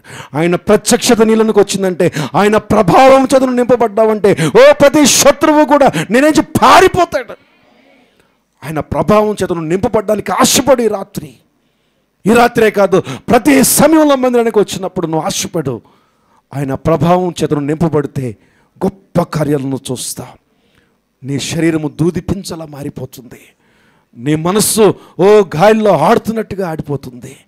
నీ మనసులో ఉన్న భారం అంతా కూడా బయటికి పారిపోతుంది. నీ మీద ఏలుబడి చేసిన ప్రతి శత్రువు నిన్ను చూసి పరిగెడతాడు, పారిపోతాడు. ప్రతి దయ్యము అల్లాడిపోతుంది. అటువంటి గొప్ప మహిమ కొరకు నువ్వు ప్రయాసపడు. దావీదు అంటున్నాడు, అయ్యా నీ ప్రసన్నత కొరకు నేను నీ మందిర ఆవరణంలో నేను నివాసం చేయాలనుకుంటున్నాను. ఆయన ప్రసన్నత దేవుని మందిరంలో ఉంది. ప్రార్థన చేద్దాం రాత్రికాల సమయంలో. పరిశుద్ధుడా పరిశుద్ధుడా నీకు స్తోత్రాలు తండ్రి. ఈ రాత్రికాల సమయంలో నువ్వు ఇచ్చిన సమయాన్ని బట్టి మీకు వందనాలు. నీ మందిరంలో ఇన్ని ఆశీర్వాదాలు ప్రభా మేము ఉంచుకొని తండ్రి మేము నిర్లక్ష్యం చేస్తున్నాము నాయన. లోకములో నిన్ను వెతుకుతున్నాము తండ్రి. అయ్యా లోకములో మేము పరిగెడుతున్నాము నాయన. మమ్మల్ని క్షమించండి. ఈ రాత్రి ప్రత్యేక రీతిలో మాతో మాట్లాడమని యేసుక్రీస్తు నామములో ప్రార్థిస్తున్నాం తండ్రి. ఆమేన్.